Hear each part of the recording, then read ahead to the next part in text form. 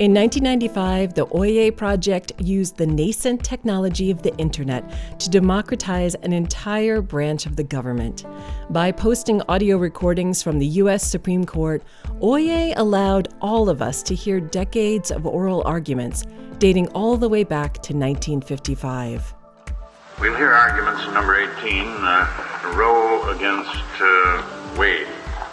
But one of Oye's founders was always bothered by a particular case that wasn't available on the service. Well, Brown versus Board of Education transformed America and changed us at its core.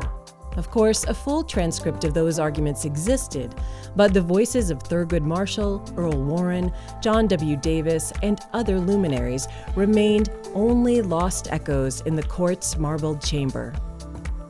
Tape recordings started in 1955, which meant that Brown was never recorded. That is, until now. Professor Goldman led a team of audio producers, designers, and AI experts.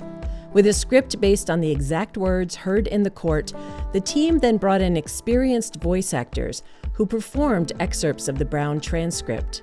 The team then gathered vintage recordings of the key players, like this one of Thurgood Marshall. If I was picked up and arrested and carried to a precinct, and I said, I want a lawyer, and they said, so happens we got one here for you. Hey, come in. Well, that one I wouldn't want.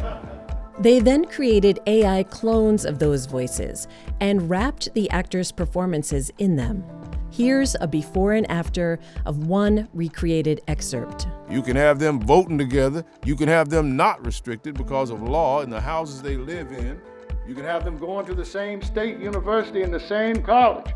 But if they go to elementary and high school, the world will fall apart.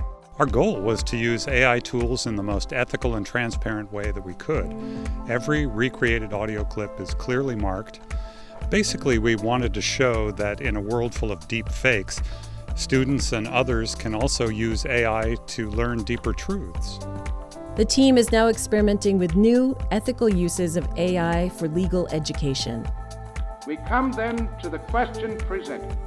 Does segregation of children in public schools solely on the basis of race deprive the children of the minority group of equal educational opportunities?